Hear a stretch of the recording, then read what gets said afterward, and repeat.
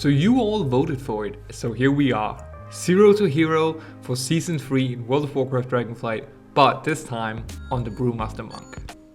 So yeah, luckily I already had my dear Brew These Nuts monk ready to go. I actually made all the tanks ready to go for Season 3 here. First thing we need to do is, of course, find a transmog. I am absolutely loving this new Warden set that they just put in the game, but I don't know. I'm not really sure that I'm feeling it on a monk, but it is a really cool set, and I'm actually pretty happy that they made it so that you can choose between the white and the green color. I mean, it is cool that, it cycles through it, but sometimes you just want to, you want to have a specific color in mind. You don't want it to change all the time. But with a transmog for now, let's go to Valdragon and see, what's up. So I'm actually 383 on my monk here, which is quite low if you want to go into Mythic Plus. I'm actually not sure. Mythic Plus, isn't that you shouldn't be around 410, 420 maybe? That might even be a little bit too high. But I think around 400 is what I want to go for. I did actually start up last week because I saw that there was time walking for that week, which is absolutely great. The first thing you should do is definitely check what the weekly quest is, because, it could definitely lead you to a nice piece of gear.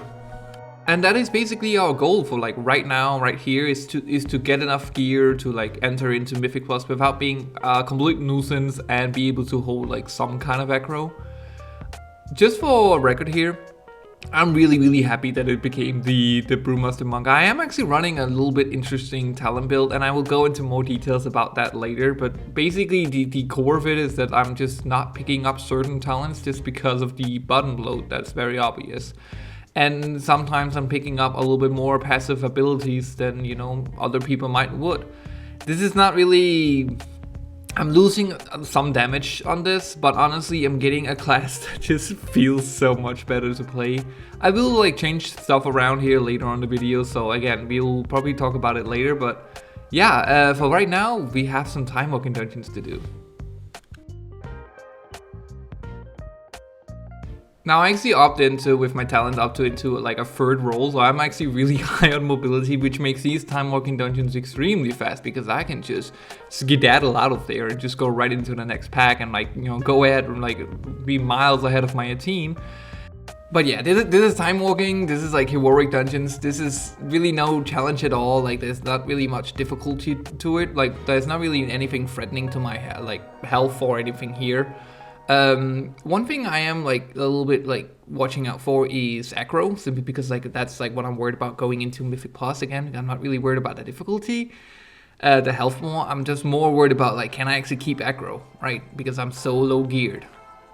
Also, fun fact, this is what your tank is doing. At least this is what I'm doing when we're fighting this boss, Nubarak. I'm just looking at Transmog.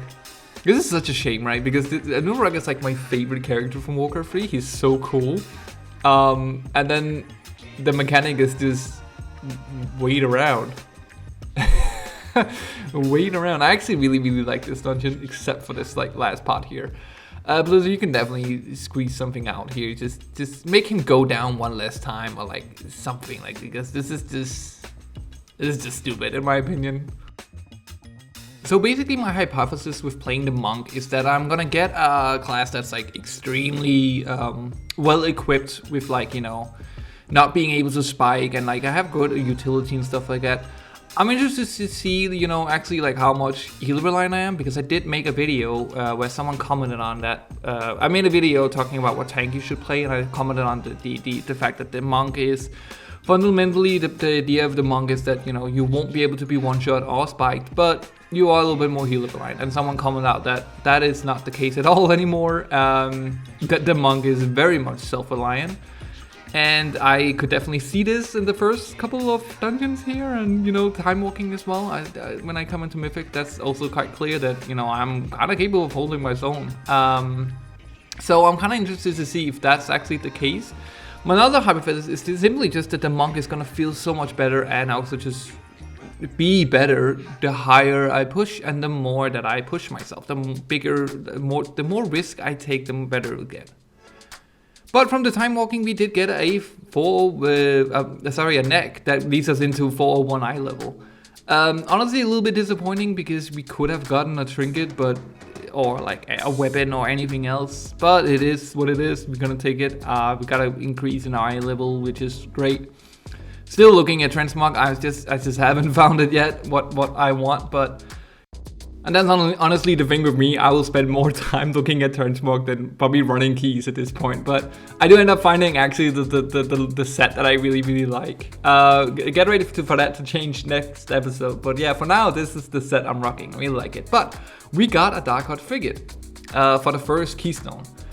Now for the first Mythic Plus, as I mentioned before, I'm worried about aggro. That's basically the main thing here. I think, with my defensive cavalry, with my Celestial Rule, just gives an amazing shield and then cooldown reduction on it. I think I'm fine defensively. There shouldn't be anything worrying in here. If I can do Time Walker dungeons, I can do Mythic too, easily. But aggro is gonna be a huge thing, because how great it is, how great is it for having a tank when the tank can't hold any aggro and everyone else has to deal with it. Last Zero to Hero, I did actually play a Warlock. And playing that Warlock is actually what made me want to change back to maining tank.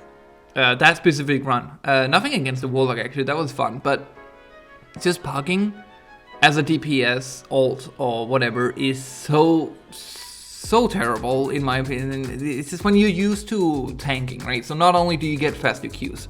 It's not really a great example. You can see here just how long it takes when you have no score, when you have nothing, and you're just waiting. And I have this thing when I'm playing anything below an 8. I think it is. I think it's my rule of fun here. When I play anything under an 8, I just invite everyone. And the first one that comes because I'm it is so. I wouldn't say easy, but it's just, even if you make a bunch of mistakes, you will still be able to get through it and time it, right? You should be fine. So I have faster Qs, but also just more importantly, I have bigger influence on the dungeon run, right? I can have. That was basically the biggest problem of playing a Warlock or playing as a DPS that I just hated very much. Is just that I could spend. Honestly, it's fine spending 40 minutes getting into Mythic Plus. I can get behind that. But then you spend 40 minutes and then you go into and then you have a tank that just does something completely ludicrous, just absolutely insane. That makes no sense whatsoever. And I just couldn't stop thinking if I was tanking this, we would have been so much better. We would just we would be able to get through it and everything. I can carry much easier as a tank, right? So yeah, that's basically what made me want to switch over to tanking and made me realize how much I just missed it. This +2 right here, I didn't really talk much over it because it's a +2. It just goes by really fast. I did have a lot of computer issues in here. My computer just completely froze multiple times, which didn't help the aggro issue. But the aggro was definitely an issue here. I could feel it that people would, I would need 2 heck throws on the target. Or on the group before anyone could attack if I was supposed to hold aggro, right? So that was kind of tough. But I don't know, I really just assumed that I would get straight in by, so people just flock to me all the time. But I guess people are just not really playing these low keys. Because look at this. It's just it just takes forever, man, to find anyone, And then as soon as you find one guy, look at this.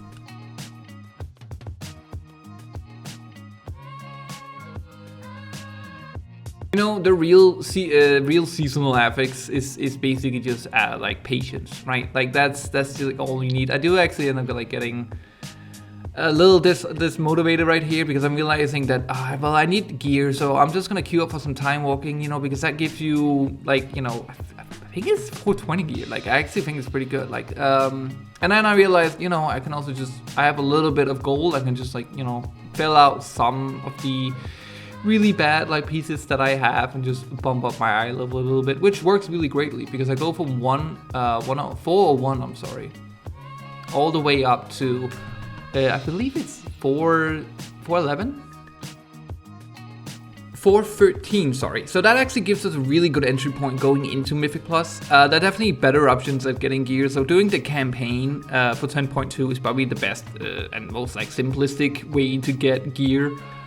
But I wasn't really feeling it, honestly. I've done the campaign already too many times, and also it's not really the best WoW campaign out there. So end up buying at the auction house, and potentially had done some time walking dungeons.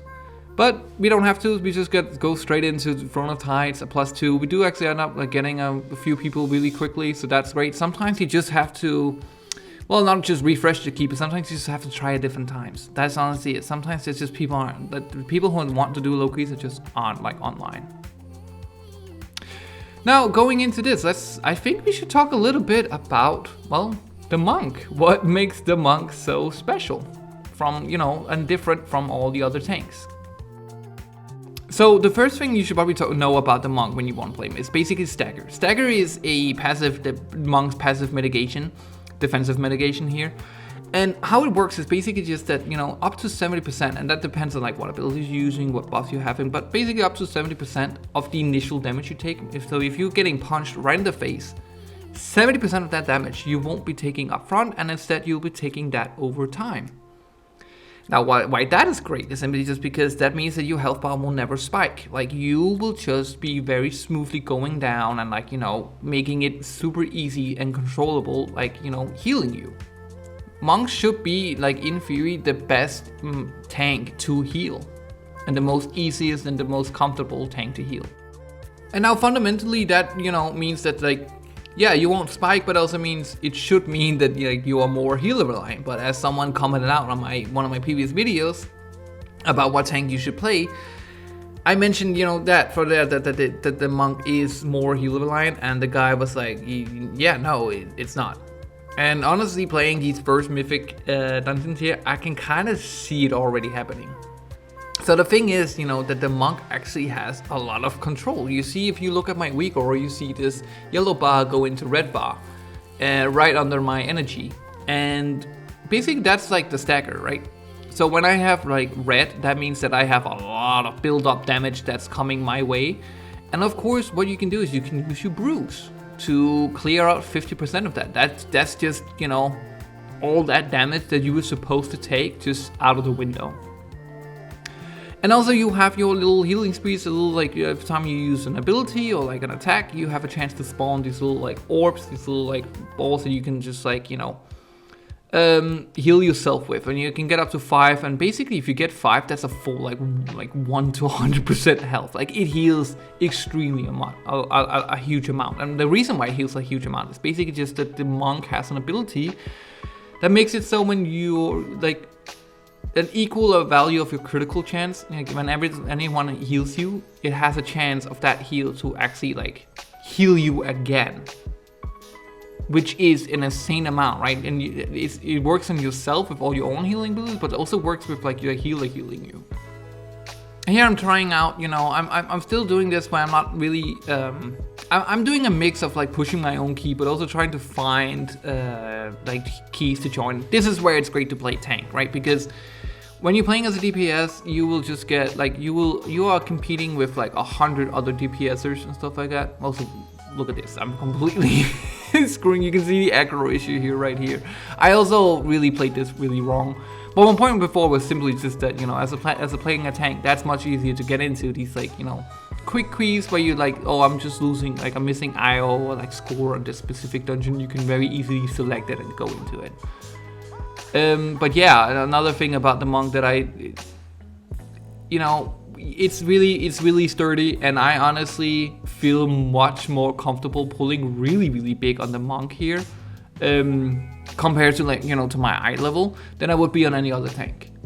With Celestial Pool, with your cooldowns, with your dampen harm, which you also just reduce, you have a lot of utility, but that's also kind of the issue here. Well, not really utility, but abilities. The monk is button loaded. The monk has a ton of buttons. I actually had to find a new key binding just by playing the monk. I actually had to sit down on my keyboard and realize, okay, where do I put my trinkets? where do I actually put down my trinkets?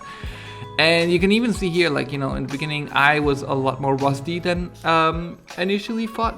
I am really messing up my combo. I'm really messing up, you know, not really using all my abilities and like holding back on cooldowns when I really shouldn't. Here I get a little extra piece, which is always great. It's always wonderful when people want to trade you the things that they want. But with the monk, it is extremely bottom bloat. And that's also what I mentioned before with like, I'm actually kind of running a interesting talent build, but we'll get to that because this is the weekly reset and you need to check this out. Look at the first vault I get. End up getting a weapon upgrade on my very first reset, which is absolutely bonkers because, you know, a weapon is so huge for everyone involved. But like, yeah, it buffs your damage, which is great. But buff, you know, your damage equals, you know, buffing your threat meters, which is what I was really worried about. So I'm really happy for that. But it also, you know, just weapon gives huge amounts of agility. Means also for a lot of tanks, also just a lot of defensive like value right here. So absolutely going with the weapon.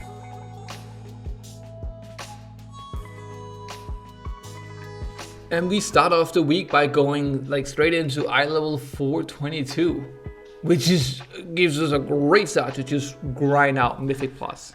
Unlucky, we didn't really get anything out of the weekly, but so just, you know, let's get ahead of the +2 here, Never Bloom. So while we're going over this footage of these like really easy low keys, might as well go ahead and, you know, defend myself with my talent choices. So for the record, for right now, for this key specifically, and you know, I'm gonna change it up, I think next key or like whatever, but we'll go over it. This is the talent build that I'm, you know, using. You might, you know, the one thing that probably sticks out really obviously is that there are a few talents that are missing that I'm just not picking up. Weapons of Order, and Tiger Statue is both two talents that are damage increases that I just straight up just have not picked. And I honestly, in my own opinion, my own defense, I have a good reason for that. It's simply just to combat some of that bottom bloat. Specifically, I really want to defend because you can see right now, I actually did pick up Order, Weapon of Order here, because that actually increases your mastery by a lot, which also, you know, increases your defensive capabilities, and as well as, you know, giving you a good amount of actually damage, right, more than the Tiger Statue. But the Tiger Statue is the one that I just really just have like deselected, right, you know, get rid of it, because yeah, it is a damage loss to not have it. That's absolutely true. But I honestly, and if you want to optimize, you know, the whole way through, be my guest. The thing is just that I think the Tiger Statue is so wonky to play with.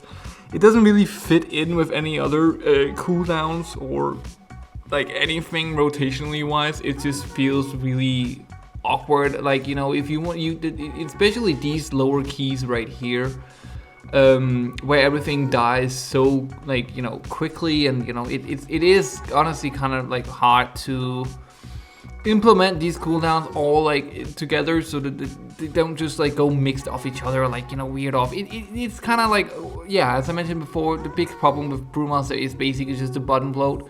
So, you know, removing some of it actually makes it feel so much better to play. So the question is, what do I take off instead? Well, for the Tiger Statue, I have a lot of option in there actually, but I actually honestly like to take up the extra roll. And there's a good reason for that. It's simply just because right now I'm doing really low keys, everything dies so extremely quickly. I can really use that extra roll just to get ahead of my team and make sure to be pulling, you know, as fast as possible. If I go into the higher key, not if I go into higher keys, I am going into higher keys, but if it actually turns out that the packs are dying so slowly that, you know, my roll will always be like charged up, or like, you know, it'll be like reset with like the 2 stacks and whatever, I might, you know, go back, switch it around, but honestly right now I really like the extra mobility. I really can't deny it. I really do. But I think the interesting choice and a talent that is very much slept on in the Brewmaster, and I actually switched, as I see here, and you know, in this run right here, I switched back to Mark Weapon of Order. But the talent that I had instead of that was Blackout Combo. So what Blackout Combo basically is, it reads a whole lot, but whenever you use Blackout Kick, it will like empowers you in other abilities, making them even stronger. And what like really is like key here is, you know, your kick smash, which when you use blackout kick and then you use your kick smash, it will like reduce the cooldowns of your brews by an additional 2 seconds. This is something I switched back to because I also did actually play a little bit in Season 1. Honestly, it was really close to maining Monk in Season 2, but I ended up playing Mage instead. I switched to this talent in Season 1 because I noticed that like I actually needed my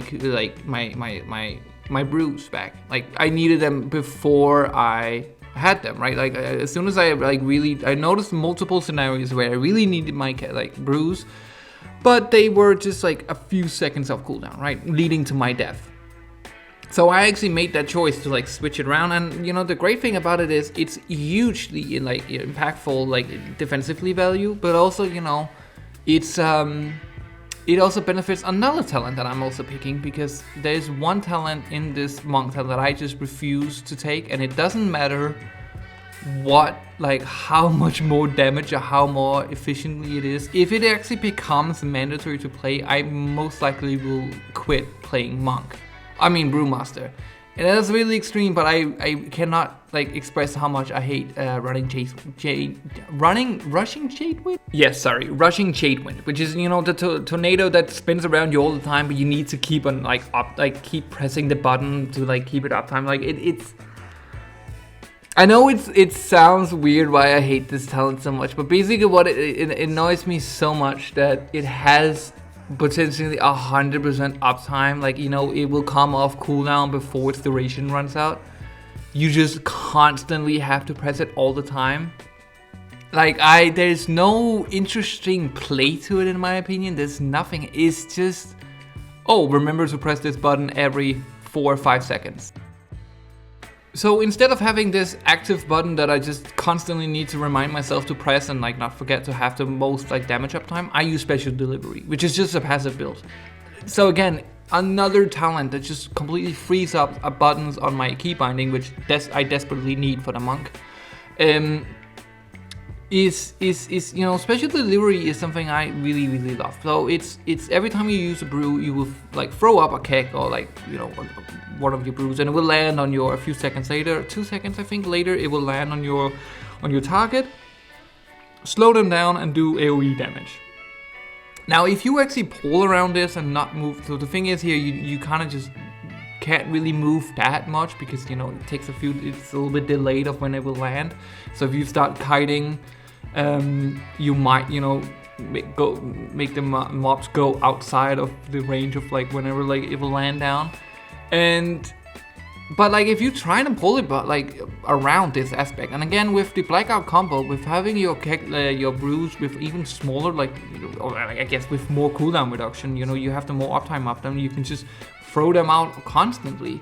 It's competitive damage to rushing Chadewind, and it's just completely passive. So I wholeheartedly like love that ability. But yeah, blackout combo is a talent that I would really recommend, and it's something that I honestly think I would switch back into in the higher keys when I need to, like, you know, be much more mindful of like my brews. This just makes it so much simpler. The only thing that's, I don't know if it's negative or whatever, but I didn't definitely notice it in my the first couple of runs here. It's simply just like how you need to be spot on of like when you're using your you need to use blackout kit before you use a kick smash, which sometimes can be kind of like convoluted or just, you know, not really always possible. But it is what it is. It can be a little bit wonky, but then again, I feel like the other playstyle with rushing Chadewind and, you know, all these buttons are even more wonkier. So this is the run I'm running right now. This does change though, because right after this run, I actually do end up getting my 2 set.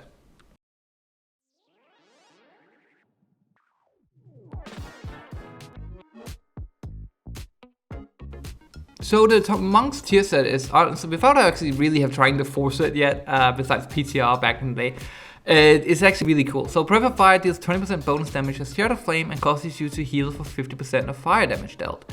That also means that, you know, the more fire damage we do, the more self-healing we have, meaning that, well, we have to change some talents. And that basically just means that you're changing Dragon Ball Breath to Charred Passions, so that our spinning around, and our kicks and everything just also do fire damage. And that's basically, you know, the build. I can't wait for the 4 set to see actually how much impact, because honestly I didn't feel it that much from the 2 set. I did a little bit more self-healing, and I did a little bit more damage. But I think the 4 set is where like it's really gonna kick in, so can't wait for that. But you know, pushing some keys, meaning that now we have an 8-2 Rise. Now Rise is an interesting dungeon, and this is gonna be an interesting key because of this Demon Hunter, who is very, very nice and doing one thing that I advertise or like, you know, recommend everyone to do is when you are new or you are inexperienced, you ask. Please do that. No one is gonna be mad at you for not knowing the mechanics. People are gonna be mad at you for going into a 15 or a 17 and not knowing the mechanics and not saying anything, you know? If people want to keep, if I were like an asshole right here and I'm like, oh, I only want people who know the mechanics, I would have kicked them, right? And it's better to be, like, if you're the Demon Hunter, it's better to be kicked now rather than, you know, being in the middle of the key and everything folder and you have wasted like 10, 15 minutes of your life, right? Like, that's stupid. So, I do my best here to explain it, but also one thing that's like really problematic with WoW is you can definitely over-explain it, and like that's what I'm doing here. I'm just giving way too much information. You know, way too much information. Rise is definitely known. I don't think it's controversial to say that Rise is probably the hardest dungeon this season. And honestly, I don't really find it that, if you compare to other dungeons that's like from previous seasons, like the hardest dungeons from other seasons, I really don't think Rise is that bad. What it basically is with Rise is that it has some really, really demanding mechanics that people are just not really aware of. My best example is, you know, the Alliance Horde Battleground boss right there. All of the abilities he does, you cannot hit with your own like teammates. I'm not talking about the player teammates, I'm talking about all those sand guys running around, you know, they are Horde and Alliance, whatever like you're fighting against, you know, you need to protect your own guys. If the boss kills any one of them, like stacking debuff that makes it so every melee attack just kills everything around him. Like it just hurts everything, rate damage. And you need to bait all that stuff. Like you need to bait the frontal most importantly, but also the blade storm. And I just don't see people doing that. Even in like the 20s, right? I don't see people doing this. That's what like is killing people. So honestly, Rise is, and I'm not really even like blaming people because like this is a mechanic that took me forever to like find out. Like it's really not that obvious, like what's going on. There's no voice line that's like suggesting that, hey, maybe you should protect our guys or like whatever, nothing. And this is also what's gonna kind of go wrong in this key is simply just that, you know, people are not really that familiar with the mechanics or, you know, how to like go around them. And for that, I wanted to like, you know, this is, you know, I wanted to kind of like point out that there's 2 ways you can go against this. You see right here, the soak is coming and then the Demon Hunter just moves out of it. When you experience this, as a leader of you like trying to tank it yourself, you're gonna get to a point where you are kind of unkillable. Like you can basically survive everything except for where other people have to like step in, right? And this is where I see with a lot of tanks leads to toxicity. And I think this run is a perfect example of like, what is it that you want out of the dungeon? Like, what is it, the attitude that you're going into the dungeon with, right? If I'm going into a +8 and I just want to get through it and I just want to like clear it as fast as possible and I just expect, not expect it, but I demand it to be timed and everything, I will get extremely frustrated when people are screwing up mechanics and not knowing or whatever. And honestly, I was as well a little bit frustrated here as well, because it's annoying when you, that's just the fact, right? It's just the fact that it is annoying when you doing everything perfectly, and I'm not doing everything perfectly here. I'm definitely fucking up my rotation and I'm also doing other mistakes, don't get me wrong. But when you're giving it your everything and you fail because of someone else's mistake, that is extremely frustrating. And I definitely get why someone would want to call that person an idiot or like whatever. But the point is just that I honestly had a good run this dungeon, even though we have mistakes. We don't even time it. We don't even time an 8. But I had a good time, you know, because of the attitude that I went in towards this with.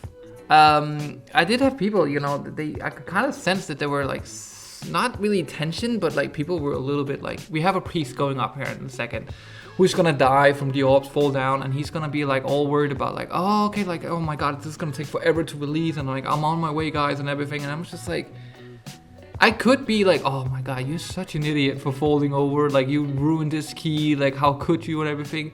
And it's gonna turn into like a huge argument, people are gonna leave, and everyone's like upset. Or I could just say, hey man, you know what? We have plenty of time. It's an 8. It's okay. It's whatever. This is like, you know, I'm having fun, you're having fun. Let's just like keep going.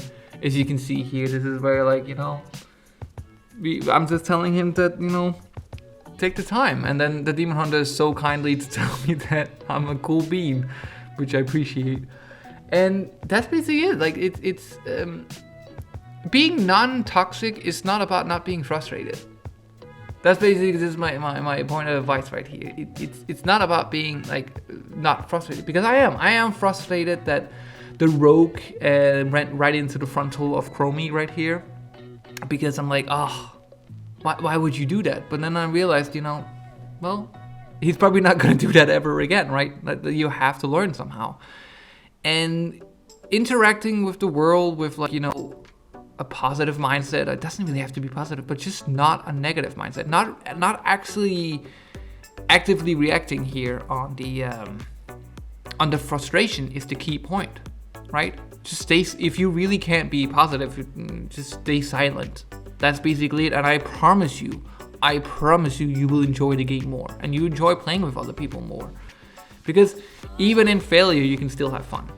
And I think that's something that's really easily forgot about when it comes to World of Warcraft, or like also just Mythic Plus and everything, is that when you don't time key, then it's basically a waste of time. And I also like advocate that, and you know, that you should respect your own time, that if it's just a completely loss and everything, then you know, no one is forcing you to be there. But not everyone is guaranteed, and you can definitely still have fun in runs that you don't time or just doesn't go perfect. But yeah, definitely, we would have timed it if it wasn't, well, I can't put all the blame on me, but this is definitely, I hugely screw up here. So I'm used to playing my Demon Hunter, which has definitely spoiled me. Because the Demon Hunter and this boss can kind of like, you know, it's no problem with the dot. I mean, it does hurt, but like, you know, as long as I can like stay in combat all the time, which I can on this fight, I'm good. Now the monk, I noticed, really did not have the same situation, so I really had to like pop up like some defensive abilities here, which I didn't do in the first pull. So of course we wipe, which causes us not to time it. So it's not just everyone else. I definitely did my mistakes here myself.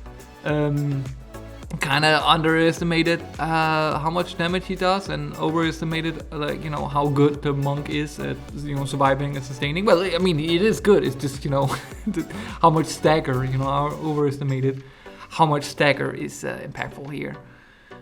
We have a few people dead, but you know, as long as the healer is here, I am able to just, me and the rogue and the healer is able to just like finish the boss off.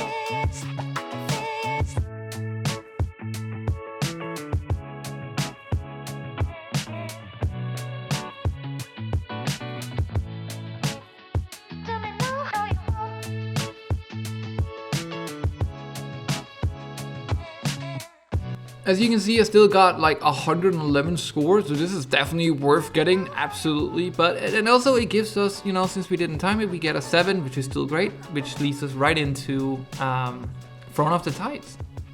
So one thing I didn't realize before playing the monk is simply just these little small orbs, or not orbs, sorry, but like ads or, well, I don't know what to call them, not elementals, but these little void things that this boss spawns that like will like chase you around. You can use spinning grain kick on them, and they will just like, you know, go away. Like you have so good control of them, which is amazing. Like it's so powerful when one person. Also, just the fact that I'm the tank, right? So I can sacrifice my damage, because I know I also played a little bit on Boomy this season, and you know I can also use Moonfire and Sunfire on the ads to keep them away. But that means that I'm sacrificing my entire damage for, you know, that duration, which is still beneficial to do, but it sucks that I have to do it as a DPSer. Doing it as a tank is much better, because it just, you know, makes that all my party frame can just like focus on doing damage while I try to keep everyone safe. It does help though if people stack them a little bit better. It makes it much easier to get them away. But yeah, that's great.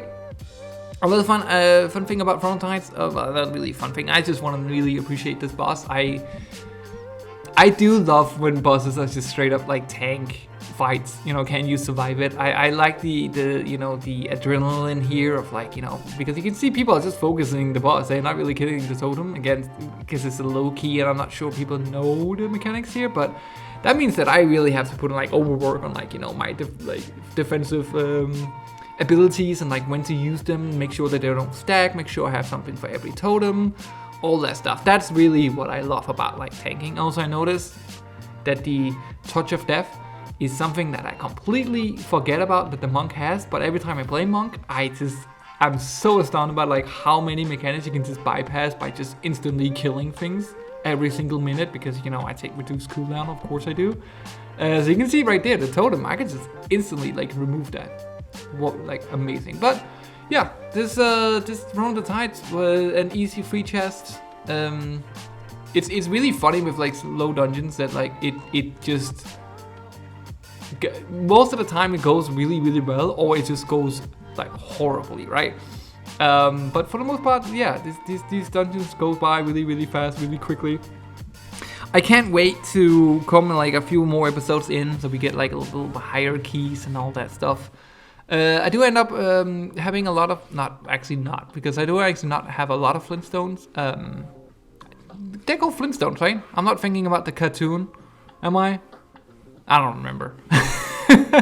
But the point is that, you know, I have a little bit of currency, I have a little bit of the crests and stuff like that, so I can upgrade them. Well, and I was just focusing here on upgrading my weapon, because as I mentioned before, having a good weapon means good damage, means good aggro, means also good defensive, because you get a lot of agility. So yeah,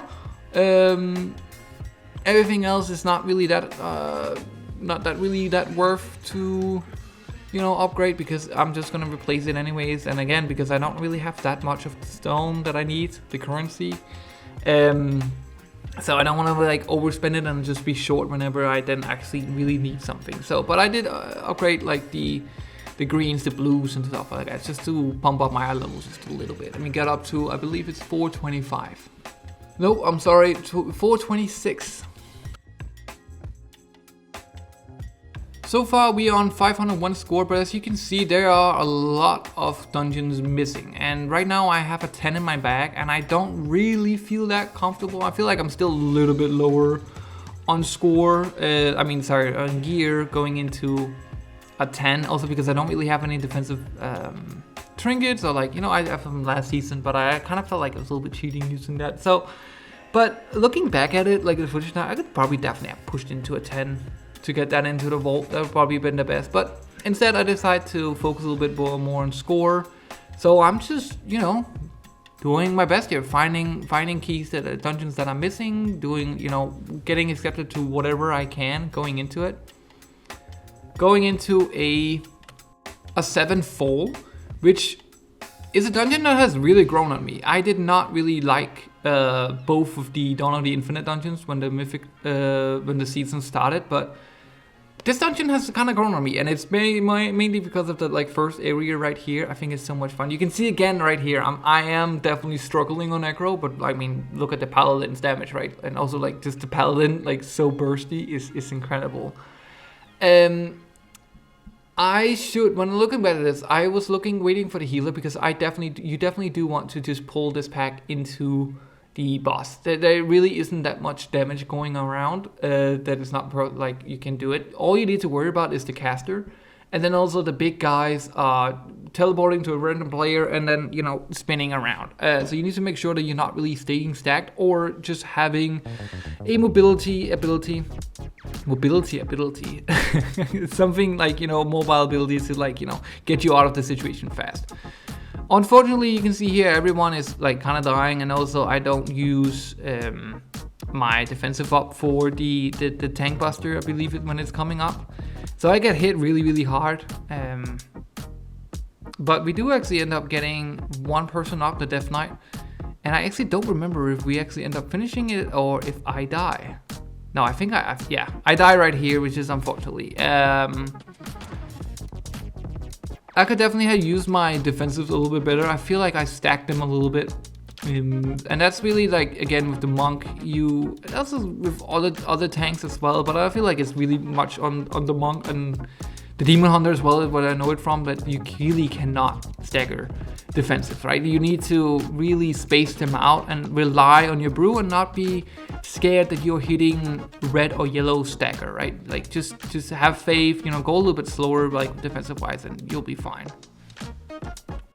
One thing I do want to say about Fall is that Railgun is such a cool fight. I will probably gush about this every single time I go into Fall, but honestly, this really feels like a raid boss. This Railgun really feels like what a raid boss for like 5-man. And I think a lot of this to do is with like these different mechanics, but also just the end here with like the burning phase where you need to kill him before he kills you. I think that's great. I think this dungeon is really growing on me, which is good because the best trinket is from here, like the cheat death trinket. Going into the next thing we got into was a 4 Blackrock Hollow. I keep wanting to say Bragenhide Hollow. Blackrock Hold, sorry. This dungeon might be my favorite from this season, hands down. I think the pool sizes are so incredibly fun. Just right from the get-go, you go into this pool with like really big. You see if you test your group immediately, which I always like to see because it gives you a good idea of what do you have to deal with, like what kind of damage do you have, can you go around with. This is something that I don't really utilize a lot of, like I really should. And again, because the Demon Hunter has just spoiled me, but like lining a sight right here, because I want to gather them up and say, I saved the kick, but normally I would just go in and kick the caster and then hope someone has something for the big guy and then switch around and stuff like that. I could also see right here, it's a little bit narrow standing right here for the spirals going around, but why I'm saying that the Demon Hunter spoiled me is, Sigil of Silence is something that I have to work around now, that I don't have it. I don't have it anymore, and that's really sucks because, it's just basically just the Demon Hunter really spoiled me, and whenever I play another tank, I really have to like remember that, oh no, I don't have all this utility. This is something I really like to experiment with, and I would not have probably not done this on any other tank than the Monk, and this like eye level and stuff like that, but this is a really crucial point because see, basically, this is perfectly safe if your healer actually, dispels you. And you can see here, I'm hitting, 70 stacks of the spider? And here I'm also trying to tell him like, hey man, please dispel. He doesn't respond to it, and it's whatever, but you can definitely do it. It's really healer reliant if you're getting dispelled or not. I think the paladin can dispel himself or not. So on the paladin, definitely feel free to pull all the spiders, because without the debuff, they don't really do anything to you. This is another area I just really enjoy. It's so incredibly so many packs you just pull. And all you need to be worried about is, of course, the Fellhound is gonna has a caster you need to interrupt, but all the other guys have stuff you need to AOE kick, so they don't get their charge off. And I miss my stun. I don't see that it being off cooldown. On cooldown. So I could definitely have stun there to mitigate some of the damage, so they didn't get their cast off. But oh well, I'll get better at that when I'm going into hierarchies. I'll be forced to be better at it, because if I did it there and just ignore it, then I would have been dead, or my party would have been dead. So that's something to be worried about, not worried about, something you need to be aware of, that there are different pulls that need different specific kind of kicks, and if you don't have them, it's not really recommended to pull in.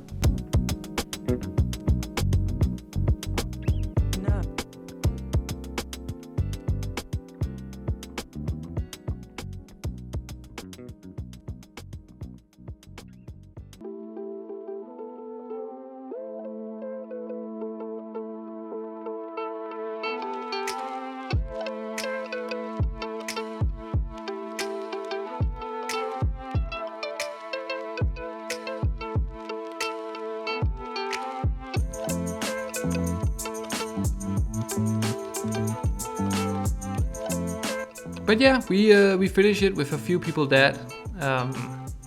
This is a +4, and as I mentioned before, right now I'm just all about, finishing out the different dungeons on Tyrannical week. So when we go into Fortified next week, we just have all the dungeons filled out, and that's like nothing I'm gonna worry about. But if we go into the next key we get invited to is the Taltazar. I'm just gonna skip right ahead to the second boss because you can see 0 deaths, we free chesting it again, no problem. What it's all about here, the second boss, because this is definitely, and I'm gonna be very frustrated about this boss later on. There's really not much you can do as a tank, besides kiting, of course. But there's not really many mechanics, and it's all about just like, do you have a good enough group to do it, right? So that's like where the frustration leads, where it's like, I don't really have that much influence, which is not really true, because the secret to this boss, like having a good time, is to kiting. You wanna, as a tank, you wanna know when to kite little, and you wanna know when to do a big kite, right? And basically, whenever they have to stack, and then there's another thing, like your other teammates, they should basically stack all the time. There's not really anything bad about it. Actually, it's only good because like all the spiders are gonna go in one direction, and when you have to stack for the souls, or like what are they called? You're already there together, and that's when you basically need to do a big stack. But I'm guessing when we go into bigger keys and we can go a little bit more into depth of how I actually end up tanking them. I do 2 wake crests because that was the only key up at the time that I could do right here. Again, it's a +2. We do it easily, getting that score. Back into Blackrock Hold next for an 8th, where, again, this is kind of like, doing 0 to hero on like the smaller keystones. It's basically just like, I did this key, and it went really well, and nothing really to talk about. But we do end up getting a fair bit of score here, just from this key alone. And then the last key I will do for this week will be a 5 Everbloom, that when this boss was defeated will put us at 884 score. In basically the first week, first and a half, if you wanna count the 3 other dungeons I did on the Fortified. 884 on the first week. I think that's pretty good. I think that's great. I have an okay vault. Again, everything is an eye level upgrade, and that's basically where we kinda are right now.